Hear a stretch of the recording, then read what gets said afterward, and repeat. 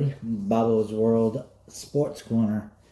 Today we are talking, well, there's a lot going on. Just talking Boston sports today and some WWE and AEW stuff. But we have just, for the Boston Celtics, we just lost in Game 7. Unbelievable. We were up 3-1 in the series. Should have never gave away that game 2. We could have swept them 4-0. 76ers beat us 4-3 in the series.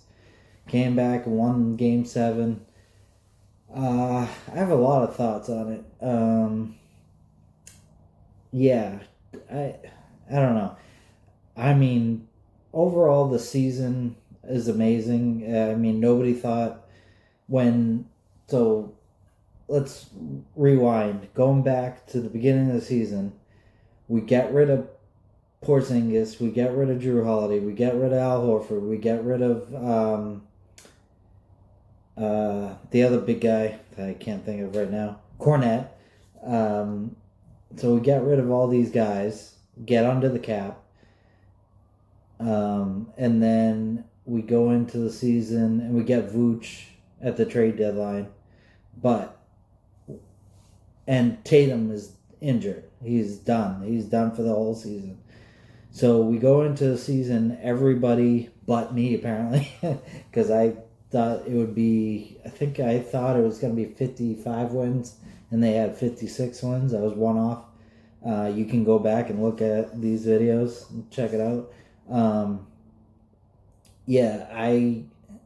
I just thought that with Jaylen Brown still and Derek White and Pritchard, we could have a shot. But the outside perspective of everybody was this is a gap year, quote unquote, and we're not going to do anything, so nothing's going to happen. And then they go and win 56 games, get the number 2 seed in the East, and if you just look at that, and Jaylen Brown was a top 5 candidate for MVP. Kata should have been the most improved player, but he wasn't. Derek White won teammate of the year or something like that. He won something. Brad Stevens won executive of the year. Joe Mazzulla is probably going to win coach of the year, even though he hates that. So overall, it was a great season. Nobody thought we were going to do anything, so it's an amazing season. But we get into the first round against the 76ers, who got into the first round by getting past the play-in. Everybody thinks that the Celtics, now going into the playoffs, everybody thinks that the Celtics are going to win everything. So when we lose and blow a 3-1 lead in the playoffs, it's pretty upsetting. But that's because it's the, living in the moment. The moment there is what you're upset with, but you're not looking back at what actually happened this season, and you should be happy. So I am happy. I think the season was amazing. The fact that we were even in second place is amazing with all the cuts we made. But Jaylen Brown was awesome. Derek White throughout the season wasn't really that great. He was okay. Pritchard was awesome. All our guys. Kata was amazing. And then in the first round of the playoffs against the 76ers, they give up that game 2, which they should have never done. So they would have swept them, but they gave up that game 2. And then Joel Embiid comes back. The first game Joel Embiid comes back, he plays well, but we blow him out. And then the second game, he gets more comfortable, and he gets all the fouls called on him and everything. And Kata kept getting in foul trouble. So he couldn't stay on the court. Then Garza did pretty well. Game 6, we were getting blown out really in the fourth quarter. So they sat Tatum because he hurt his knee or something, and then they sat the rest of the stars and had the bench in there, and the bench actually made a comeback and came within, I want to say 8 points maybe, to get that game, and then lost. But Joe Mazzulla, Game 7, rewards those players and starts them because Tatum is out, which is, it's got to be a really bad injury because it's Game 7 of the playoffs. You can't be out. Like, Anthony Edwards for the Minnesota Timberwolves, like, had a bone bruise, and he was supposed to be out for weeks, and he's supposed to play tonight, Game 1, and it's been less than a week away. Joel Embiid had an appendectomy in 13 days and played. So, I don't know. Tatum, it's got to be big because I think he would have played. So, yeah. And then Game 7, they start the Ron Harper Jr. and Garza and Baylor Shireman, which is kind of weird, but kind of cool. Like, you're giving them the reward that they should get, but it also is Game 7. So you want to play the best players you have. So it's kind of like, eh. And I think he left them out there too long. I would have played them for a good 4 minutes and then subbed in the starters and then gone with the game plan, whatever. And speaking of the game plan, that's another problem that we have is the game plan wasn't working. So 76ers game plan wasn't working for 3 games. Or for whatever, 3 games. And they adjusted and they switched their game plan and won 3 games.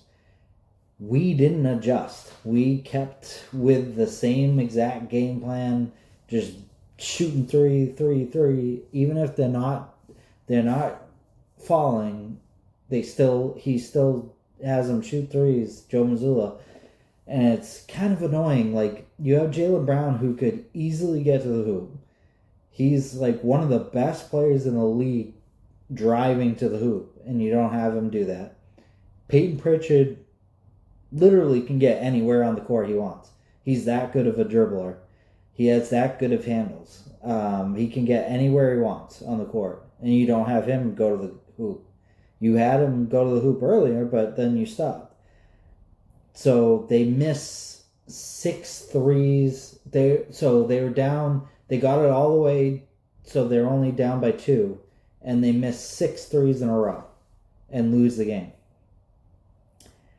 So in the moment, it is disappointing, but overall, I would say my back is wicked itchy for some reason. Overall, I would say that it was a good season. We could have done more, but it was a really good season. And then Jaylen Brown gets on his social media or his Twitch stream and says that the officiating are hunting him and Joel Embiid flops. So, there's 2 ways to look at this. I do agree. Joel Embiid flops like crazy. It's ridiculous. The dude's 7'1", 300 pounds. Sorry, I'm Peyton Pritchard or whoever is not going to bump into you and you're going to fall down. No, sorry. That's not going to happen. So, yes, he does flop. And the refs, he has the statistics to back that up. Like, he was the lowest person, the least fouled person in the league. In the postseason, or the team was the least fouled, so they shot the least free throws. So he has it right. The only problem is you don't go on your Twitch stream the day after you lose Game 7 and start doing this. You start saying this stuff. Wait a little while. Let it breathe. Let you calm down from losing a Game 7. So I don't know. We'll see what happens. They have a lot of decisions to make. I know Kata's extension eligible. Jaylen Brown's extension eligible in October. Kata's extension eligible after the finals. You gotta extend Kata and Brown, but you gotta extend Kata. He played awesome. Your only real unrestricted free agent is Vooch, and I don't know. I would kind of let him walk because he was. I mean, I like him. He was okay, but he didn't really move the needle for me. So I'm okay with him leaving. There's rumors about Giannis. I don't think that's gonna happen. The nice thing is you have a long off season to let everybody heal and get better and all that stuff. And I would pay Peyton Pritchard because he's on probably the best contract in the whole NBA because he's worth way more than he's getting right now. Yeah, so we'll see what happens. They could move some pieces, grab some pieces, but they're under the first apron, so you want to be careful so you don't have the repeater tax and all that stuff, all that nerd stuff. um, but yeah, so that's the Celtics. Bruins, uh, they lost in Game 6. I was watching it. That's unfortunate. They also lost.